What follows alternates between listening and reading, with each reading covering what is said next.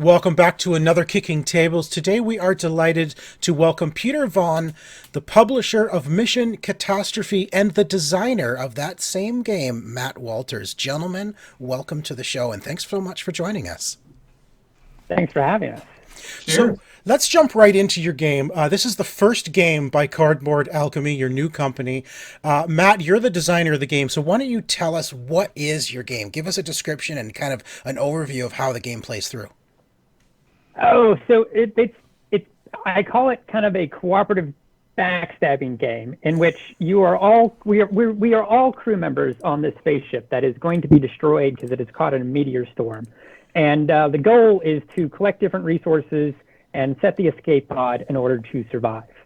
Unfortunately, there's only enough for one escape pod to escape. So you have to, as a group, keep the ship functioning and keep the ship alive while you're working towards getting yourself what you need to be the first one off and leave your crew members to die. Okay, so it's cooperative you're playing cooperatively, but only one of you is going to win? Well, yes, because if you don't play cooperatively to keep the ship going, everybody dies. So you have to work together enough while you're doing your own track to try to escape. Because if everyone just goes complete on their own and doesn't help everyone else to keep that going, the ship blows up and then nobody wins. Okay. What does a typical round of the game look like? So a typical round of the game is you moving through the ship, fixing the modules and the parts of the ship that are broken that you need working in order to collect the resources, all the while positioning yourself and finding out where the fuses are and which one you need to go, while also keeping your other crewmates in check so they don't get too far ahead. If you start notice them, they are getting along further than you. There are ways you can pull them back and stop the things that they want to do. Okay. So when you were balancing this out, how often in your playtesting did you find that everybody just like, nope, screw it, I'm doing my own thing, and the ship crashed, versus actually having a single winner? About 60% of the time, you have a single winner. Okay. And it generally, I will be honest, the first time a group will play, usually the ship blows up because they get a little too like, oh, I need to just be selfish, and then everyone blows up, and they're like, oh, okay, I get it now. And then as you go, you're like, okay, I'm going to help you because I need this too. And then you go from there. And then, to be frank, you have also those players that when they get really far behind, they go, you know what? I'm just going to blow up the ship. And they go sort of into sabotage mode, and they go, if I'm not going to win, everyone else is going to die with me. Well, that's just it, right? If you know you're not going to win, then why would you even try, right? If I can't win, no one can win. Yes. Exactly. But it's actually balanced pretty well, where most people are on the verge of winning when somebody wins. Usually, like, there's at least one more player or two that are like one turn away from winning. So it's always usually very close finish. It's never someone's running away with it. Okay. So the board setup, is it a constantly changing board, or is it a set board? Like, are you placing down tiles, or is it a set board every time you play? You're placing down tiles. So basically, it is not a set board every time you play. Okay. And we will have expansions and other boards as well. So there's opportunities for different places and different things. So you can design your own layout of the ship if you want. We have the base one and then some other ones you can do. Okay. So each version can be different on every single play. Oh, awesome. So you're building the board as you play, or do you just build it at the beginning? You build it at the beginning. So you design your spaceship at the beginning, and then that's the one you play with. Oh, very cool. Awesome. Very good. So what was the inspiration for this game? What sort of prompted you to go with a sort of treacherous space game? Where'd you come up with that? Mostly because my wife didn't want to play Pandemic with me anymore. I'm sorry to hear that. I'm a big fan of the cooperative games, and I like Pandemic is one of my favorites. Yes. And fist bump. I was fist bump. You can't see my fist bump, but it's there. And so I was talking to her, and I was like, she didn't seem to be as excited. And I was like, so are you just, have we burnt it out? Want to do something else? And she was like, well, Pandemic has become less cooperative and more just do what Matt says.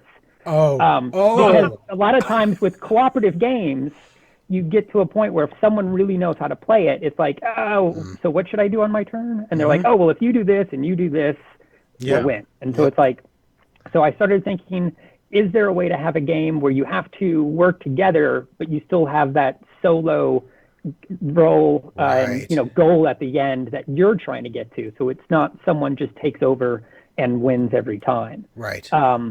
So then I just started playing around with some stuff, and I came up with this thought here where it's, you have to, again, you're on the same ship that you all need working. So you have to work together in that aspect, but you all have your own agendas and your own end game that you're going towards.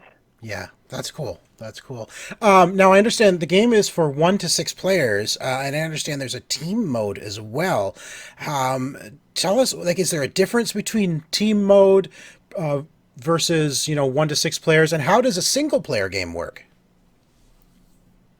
So a single game player works. We've got different modules. I don't know if, Peter, you want to jump in and talk about some of those.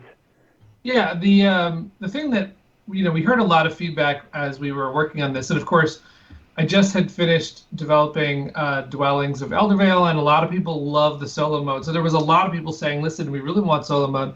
Matt had some ideas of how to do that, and my partner at Cardboard Alchemy, Brad Brooks, came on, and we all sort of brainstormed, how can we make, well, first of all, we wanted like a 2v2 or a 2v2v2 or a 3v3 where you felt like at least someone wasn't trying to kill you. Right, okay. And, so that one, Matt's idea was that there was multiple pods. Everyone's got to still get all the resources, but one person can actually hit the button. You can all launch. But of course, there's a limited number of fuses, so you're still competing with the other team. You're still, you're still trying to figure that out.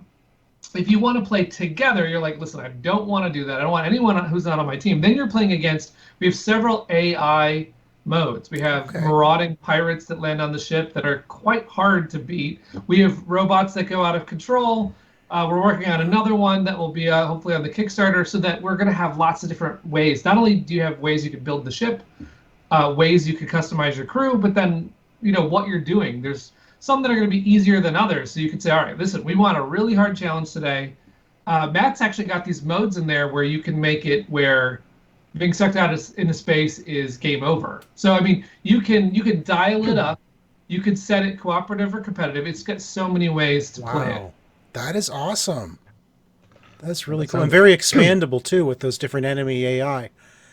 That's what's been really fun, because the Marauders actually are 2 AI opponents, and when you play with one, the game is, I find, hard to win. And when you play with 2, I still haven't done it. So I'm still like, all right, I'm going to beat these guys. It's great. That's a fantastic feeling to have that. Can you use the Marauder AI? Is it just for solo, or can you use that in multiplayer as well? You can use it in co-op, so you can all be working. Okay. It's balanced so that it's structured to the number of turns.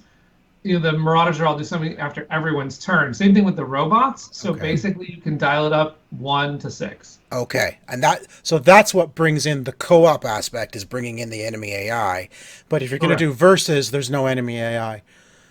Right. Okay. Because you've got enough versus with the other players. Yeah, exactly. That would be brutal having both. Yeah, but this way you can sort of adjust the slider on how hard you want it to be. So as you play it more and you kind of learn and you get better at it, you can adjust it to make it even harder. Yeah.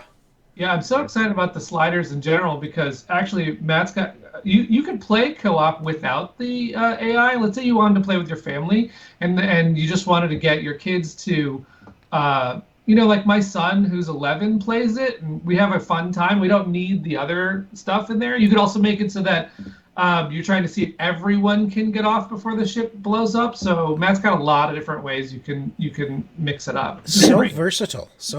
That's awesome. Yeah. So this is the first game coming to Kickstarter for Cardboard Alchemy since you guys actually kickstarted the company itself. How does it feel to actually have the first game, under that umbrella hitting Kickstarter? It's very exciting. This is going to be my 7th Kickstarter that I've run.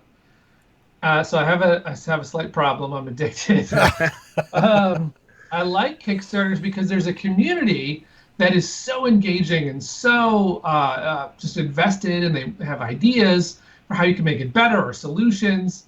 sometimes they have solutions you're like, no, that's going to cost us way too much. But other times they have solutions that are like, oh my God, I totally didn't think of that.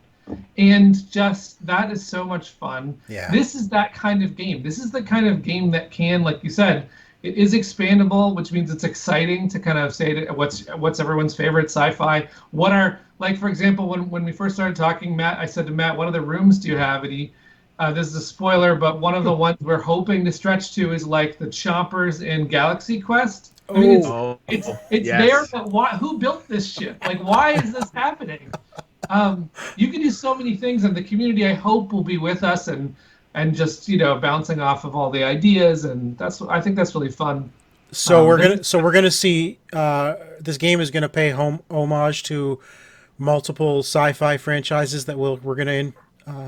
Oh yes, Yeah. they are scattered throughout. Awesome. It is fantastic. Okay, that's fantastic. I love seeing that. That's definitely from this, and that's from that. Well done, well done. How long have you been working on this game, and what kind of challenges did you come across developing the game to bring it to where it is today? Oh, it's about 3 years coming from, and this, to be frank, is my first game I've ever done. So it started out with just me, like, just trying some ideas, and then I had a friend who was in a board game group, and so I went down there, and basically, which was fantastically awesome, because instead of, your friends telling you advice, which you cannot always trust, you get complete strangers to be able to, like, this is great, or this I'm confused about. And It was just a great way of getting, like, input and figuring out the balance and everything. Getting that unbiased opinion. Yeah. Exactly. And then running into Brad and making friends with him, and then meeting Peter after that. It's been just a really great experience the whole way through. So, Peter, how did you know this was the game you wanted to essentially launch Cardboard Alchemy with? Well, I've been making games for 7 years, and Brad and I have actually been friends for longer than that. And actually, it was really funny because when Brad was working on Letter Tycoon, Brad's worked on a lot of different games, and he's had a lot of duds. And when you see a good game, when you see one that's got the secret sauce, you just know it. So that's when Brad's like, "Oh my God, you have to see this game." This game is that core, that smooth core that Pandemic has. This has. So it is this. It's exciting to work on a game that you don't. I've worked on games where you have to start at 70% and dev the game all the way to done, to get a game that's like, hey, this is pretty solid. Now we get to have fun. Now we get to customize. That's a fun time. That's great. Yeah. So you'd mentioned possible expansions. I'm wondering if you might be able to either tease some of the expansions or possibly a few more of your stretch goals. We're big fans of the stretch goals, so we always like to hear what might be coming down the road. Well, I will tell you about one thing I want to say is that there is going to be expansion at launch. We are Nice. We are going to put one right away, which is something I did on my first Kickstarter. I did a game called What the Food, and the retailers would tell me, "Don't put an expansion right away," but that's not what Kickstarter wants to hear. Kickstarter's like, "We have all the stuff. Give me everything." That's right. Yeah. Right. So I'm very happy to say that Matt was like, "Yeah, I got more stuff," and so we're launching with. There's 2 new characters and robots, which sort of goes into that solo mode. And that there's a bunch of new modules. All that stuff is in that expansion that comes out right away. And then what we're going to be doing over the course is expanding the base game and the expansion as we go with more modules, more cards, more roles. When you start the game, this is one of my favorite parts, is there's variable player powers, right? Okay. When you start the game, you have, I believe we're going to launch with 33 different powers. Some of them are similar, but 33 different things you could do. We're hoping to go. There's maybe 72. We have a lot of ideas for how we could. One of my favorite ones I think we're going to launch relatively soon with is from The Martian. We're going to have a botanist role. So you could be the botanist, and you just start the game with 3 potatoes. I think that's hilarious. That's all you've got to figure this out. 3 potatoes. That's awesome. Well, you can make electricity with potatoes, right? Right. Yes, you can. Hook them up to the warp core. Yeah. Still done. Just get them ready, just in case you're losing. Then you can just blow the warp core. You send them through the chompers, and they'll get all peeled. That's right. There you go. You got mashed potatoes ready to go. That's right. So, Peter, tell us a bit more about Cardboard Alchemy. This is your first game. What's coming after this? What are your plans? It's a brand new company. How's it feel to have this come in, and what can we expect from you in the future? Thanks. It's fantastic to be. I worked with Breaking Games for a while, and I was responsible for their strategy line. So I saw what they had. They had King's Abbey, and it was a good, solid worker placement game, but they didn't have anything else. And I said, this is what we're going to do. We're going to bring in Rise of Tribes, Expansity, Asking for Troubles, Dwellings of Eldervale, which Dwellings was a little bit larger on the scale of things, all things considered, but that's my kind of game. So I love that, and Brad and I worked on Rise of Tribes together. So one of the games certainly we're thinking about is a twist on Rise of Tribes, where Brad put in a dice pushing mechanism. I'm sure we'll see that at Cardboard Alchemy at some point. Okay. I love interactive storytelling. I love games that have sort of. My first ever game that I made that I programmed for Facebook was a choose your own adventure game. Love it. I'm a sucker for, hey, what I do in this game impacts the tree, the decisions. Yep. I tried to put a little bit of that in Dwellings when we first made it, but the story elements sort of, they hurt the worker placement. So in the end, we decided, okay, Dwellings is not going to be that game. Right. Not to say someday we couldn't figure out a way for a module to be there, but I love the games that have that flavor to them. A lot of times when you get that, there's usually those games with a big book of text and you're like flipping to which one you're going to read and you feel like the world's open. Yeah. I love that feeling. So we're going to push the limits and try and Awesome. make games you've never seen for sure. And always, I think, we're going to put game trays and high-level components in everything because that's the kind of game I want to back on Kickstarter. Awesome. Yes, I agree with that. That's fantastic. It looks like we may have lost Tico, but we'll continue on as we are. Matt, before we let you... Yeah, technical difficulties this episode. I mean, Matt freezes, Tico leave. We're gonna carry on. Matt, before we let you guys go, what's the future for you hold after this is all done? Do you see yourself continuing on with another game? Is your wife gonna make you make another game? Yes, no, I have definitely caught the bug with it. So there's like 6 others on my brain that I want to do. Awesome. However, I was always taught, finish one before you start the other one. So so it's great that we're seeing this right now on Kickstarter, and really looking forward to bugging Peter and the rest for Nice. the other 6 coming down the pipe. Well, I am excited for Mission Catastrophe. You guys have a great game on your hand. I'm excited. This is cool. I love the versatility of this game. I don't know of any other game that allows you to play teams, co-op, versus, solo, like everything. It's like you've thrown everything, and you're making it space-based, and you're going to hit every IP that I'm a fan of. I guarantee it, because if an IP has the word star in it, I'm already a fan. So, you've got it, I'm sure. Chico just let me know he has lost internet, so he won't be back for the rest of this, but I know he's excited as well. Gentlemen, thank you so much for joining us, and good luck on your upcoming campaign, which is starting today. So congratulations on getting it there. Thank you so much. And go to Kickstarter. We're giving out spacesuits to everybody. Wait! I've just heard that we're out of spacesuits, but we still have games. Excellent. Games, yes, we want games. Spacesuits for next time. Welcome back, Tico. Just in time to say goodbye. Gentlemen, thanks so much for joining us. Thanks, guys. Very much. Cheers. Thank you, guys.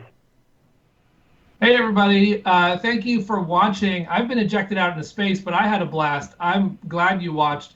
If you want a great sci-fi game that's fun for everyone in your family, you got to back Mission Catastrophe. And thank you so much. And also, you want to subscribe to OMG Nexus, because they're the ones bringing you this kind of content all the time. And we appreciate it. Thank you very much.